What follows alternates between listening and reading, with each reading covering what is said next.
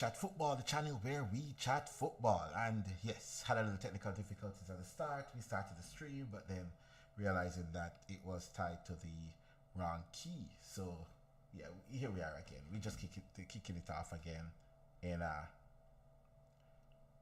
different fashion, a different way. So yes, we're gonna be talking about match week 22. We're gonna be talking about the whole Arne Slot formation that he tried in match week 23, which is the crazy 4-2-2-2. Why he swapped to that formation after, you know what, having somewhat success at Champions League during the week. Like, why did he switch formation after having that kind of success? We'll be looking at the whole Andrew Robertson situation at the club and why him leaving for me is not the end of the world. Honestly, for me, it's not the end of the world. And Andrew Robertson leaving the football club, we need to start looking beyond all of this and start pushing forward as well because we do need a rebuild. We do need a rebuild right now in the squad and to the crazy start that we had this season. Crazy not meaning in any good way, shape or form. I'm just talking about it's been one of those starts that you wouldn't expect from a defending champions. And because of that, we'll take a look at all of that. We're just gonna break down some stuff. It's been a tough season, and yeah, we start. Let's kick it off. Let's actually kick it off here, right? First, welcome to We Chat Football. You know what? As we always say, the channel where we chat football. We've been a bit scarce, not to my liking, but to the fact that there's a lot going on. So we've been a bit scarce. You know what? Slot decided to go 4-2-2-2 in the game on the weekend. Saw the lineup. I'm like, okay, Eketike on the bench again. Now, at the start of the game, I wasn't too pissed off at the formation, but I was like, if you're gonna have a formation like that, then why not have Eketike and Salah up front? If you're gonna add Salah into the mix right away, because either you're forced to play him or something, but you decide that you're gonna bring Salah back in the team, you're gonna put him in. That's the way that you're gonna go about it. So sweet, you decided to go about it that way. No big deal. Brought Salah in. Looks like the Salah that left. To be fair, nothing has changed. But again, he plays 90 minutes. Who knows? That's all I'm saying. But you change formation. It was not the formation that you played against Marseille over the weekend. You go into this game trying something new. Four midfielders who get overrun in the middle of the park without Semenya in the team. Again, they sold their best players. We're still getting overrun in the middle of the park. Am I surprised?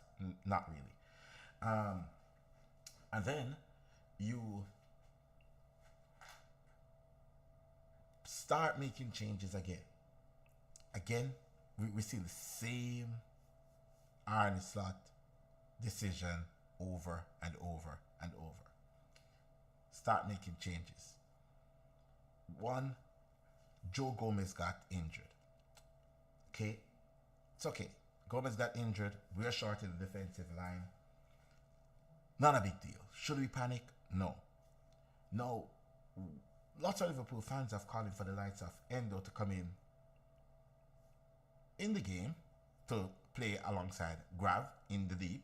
So you know that, or play him instead of Gravenberg in the deep. So we can get like a steal in midfield to stop people running through our midfield. No. He decided to play one more player out of position again, playing Endo out of position. So where is Endo playing in this one? Who? Well, no surprise, centre back. Now, we have seen you try the Robertson at centre back before. I mean, natural defender. So you could have put Robertson at left centre back, move Virgil van Dijk over to right, the right sided centre back, and we call it a day. I mean, they're defensive minded, so it's all good to put Robertson in there. No, what you decide to do is put Endo at centre back. No, with Endo going in at centre back after Joe Gomez get injured, no wonder our defense get run through. No wonder our defense was like non-existent for the goal, because I didn't even realize that Joe Gomez went off the field. To be fair, my thing was, you know what? I am looking at it. I am looking at the game, and I'm like, okay, where is Joe Gomez for the second goal? Didn't realize that Joe Gomez wasn't on the field. Nowhere to be seen. So I was trying to figure out where is Joe Gomez, but again, nowhere to be seen on the field because he's off injured. The problem I have with this, including, and these are now where I'm going to point out a bunch of individual errors, breaking down the first goal. That first goal was all on Virgil van Dijk, right? And again, he keeps making these demands. He keeps pushing out. He keeps asking. He keeps saying, I don't want this. I don't want that. We're calling meetings. We're doing this. We're doing that. But he's one of the worst players on the field this season. Hands down. Nobody's going to want to say it. Everybody wants to point finger at Konate because, again, Konate is the one who's having all the brain farts. Konate is the one who's doing all this. Konate is the one. And yes, even though Konate is having problems, I'm not saying he's not having problems this season, but at the same time, Virg is playing, for me, worse than Konate. And the reason why I would say it's worse is due to the fact that where Virg is supposed to be. As a captain of the club, as one of the leaders of the club, he's actually having a horrendous season this season. And that's not even understated how bad of a season Virgil van Dijk is having this season. And that's 100% nobody's calling out. Absolutely nobody is talking about how bad this season is. Look at the goal that we conceded. Didn't try to do anything to get in there, stop the tackle. Just watch. Just jog around, pass responsibility on somebody else, pass responsibility onto this person, pass responsibility onto this person. But still demanding, still saying, we need to do better, we need to do better. Broski, you are the captain. You're out there. It makes no sense. You wear the armband, slick hair back, and not doing what the captain is supposed to be doing. You need to get these players up. You need to make sure, one, that your defensive line is fully communicated across.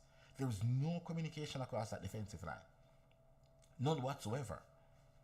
I know a lot of people are asking about Robertson leaving and the leaders and that kind of stuff. We do not have any. For some reason, the slot came in and all the leadership went. Because what we have as leaders are people who believe that they should be playing every game. Not that they should get these younger players and the new players that's coming into the team up to par, understanding what it takes to win a league title, understanding that you do not have to play every game to be influential in the dressing room. We don't have any of those. We don't have any James Milner at the club. I mean, I am not a fan of it, but we don't even have a Jordan Henderson at the club. Leaders like these that doesn't have to be on the field every single game, but know that this is what it takes to bring home the bacon. We don't have any of those in our team right now, right? No.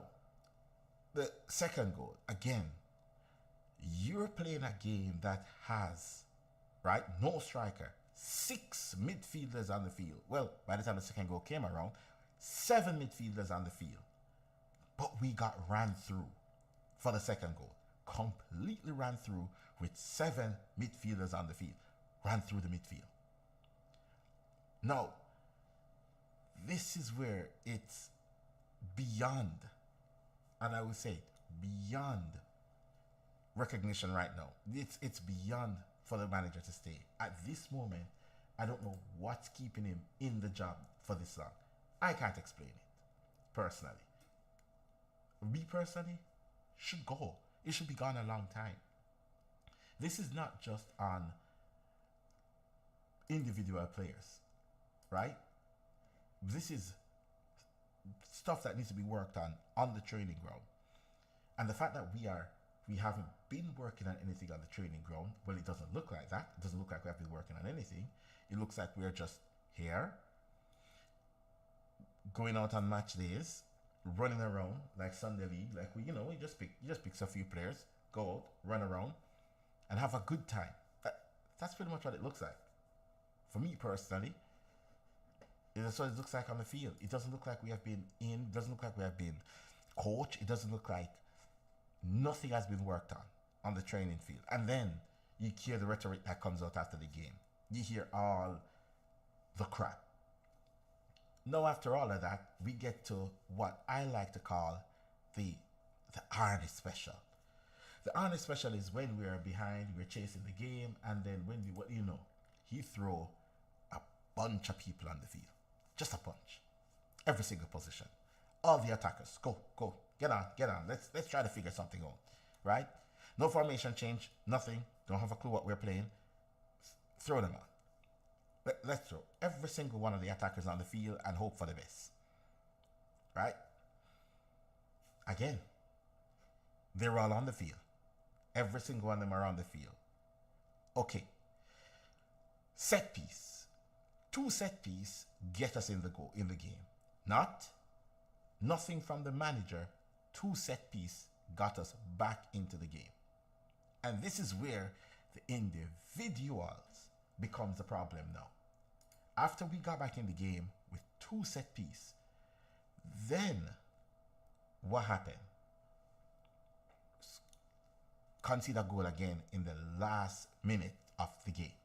Another late goal conceded by Liverpool this season. Hear me out, people want to blame Kirkes. Fine. Okay? Didn't have a great start to the season. But there is still Virgil van Dijk in the back line. That a lot of us, as including myself, is saying that, you know what, Pete Van Dijk is up there with some of the best in the league. Well, like off-peak Van Dijk is up there with some of the worst in the league right now. How can you not command your defense line and keep the team as a captain focused to get a point out of this game? How are we conceding so many late goals with what is supposed to be world-class players in our team? Where is that mentality? Where is the player's responsibility? And this is it, is I do feel like a lot of these players are passing the responsibility on to the manager because they are getting a scapegoat out of it. Because the fan base wants the manager out, so they're using that as a scapegoat of not performing as well. And whenever they don't perform, it's very easy because what we do, we just go on and we just say, hey, look, it's the manager. Yes, the manager is to be blamed. And yes, I want him gone. But at the same time, the likes of Andy Robertson does not help himself last season. These are leaders. These are people who are on the field while we are conceding last-minute goals. I see the uproar right now. Robertson is looking, say that he wants to leave. Go. Tsimikas isn't better. Sure. But what are we going to win this season playing like this? We're not playing for anything. Maybe top 4? A backup Tsimikas can get us top 4 if that's what we're playing for. And that's just my point. We have to rebuild the left back. Anyways, if he wants to go, we can get some money out of him. Move him on. We need to rebuild the back line. Anyways, for some people, Konate isn't it. Right now, Virgil van Dijk isn't it. And we do not have any defenders outside of that. Joe Gomez can't stay fit. Right? That's why you play him when you have him. Because he's going to go off injured again. Again, here he goes. Leone that we brought in, injured. But we didn't bring any backup. No, that's not on the manager. That's on recruitment. Recruitment is at fault for a lot of this as well. But also the manager is. The fact that it wasn't convincing, but since Salah went on the bench, we went on a unbeaten run, and since Salah came back in the team, the unbeaten run ends. No, I'm not saying this is on Salah's. I'm not saying this is Salah's fault. Maybe he just cursed. Or maybe the manager is forcing him into the team, which is causing the team to be unbalanced. Who knows? But all I can see is that's all I can see. And again, there's too many players being forced into the team that is causing the team to be unbalanced. There was no reason why Ekitike did not start that game over the weekend. But again, this is an Arnie special. We have seen this over and over and over right throughout the season. Players getting played that do not deserve to be on that pitch.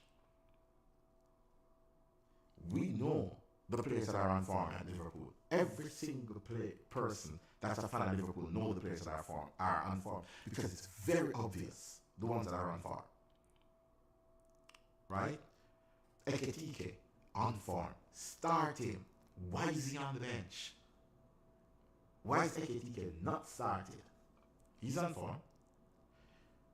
Wirtz started to pick up form. He has to play. Now playing in the position that he has been playing well in over the last couple of games, which is he is floating between right and left. Okay, that's where he's been, especially in the right. He's been playing closer to that Salah position in that 10. We all know that's where he's playing. We all know that's where he excels in.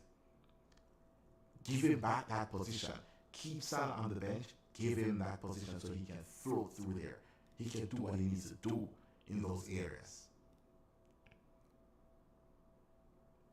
No, if you're gonna play, what do you call it now?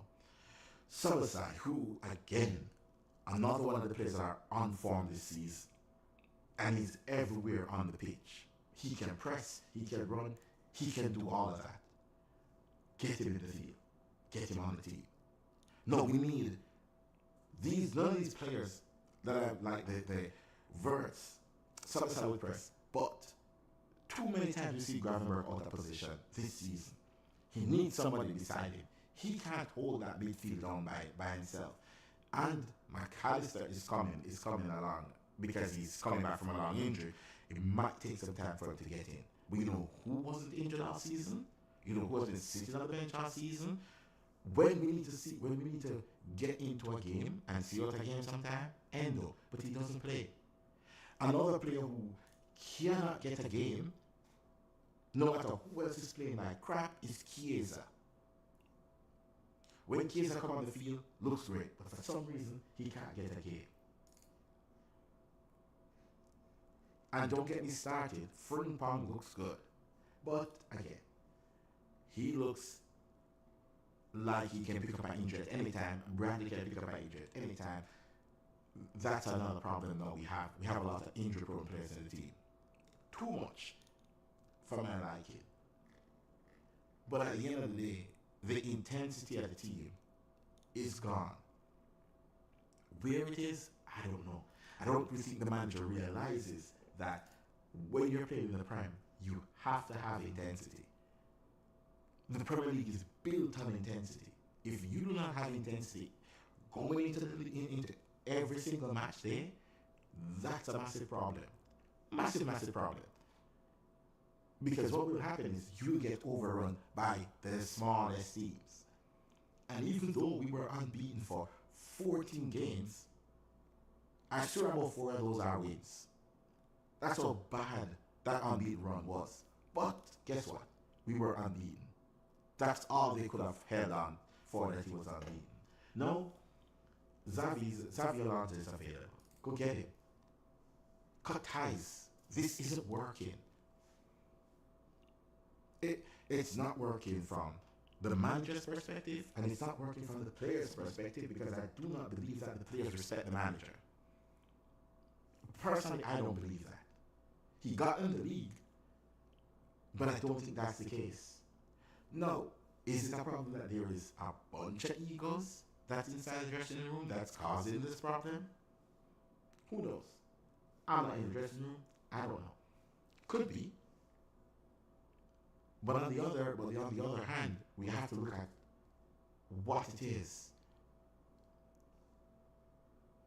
We shouldn't allow this window to be closed and this manager is still in here. We only have 18 months left on this contract anyways. So simply means that next season is his last season. And that's it. So if next season is going to be his last season, might as well we move him on from this season. Might as well we just say good riddance. Get somebody else in. The manager that you guys wanted is not available. Go out and get it. Yes, I know. Stott was the third option. Yes, he brought us the league. Yes, I was excited from what I see last season. But who wouldn't be excited from what they see last season?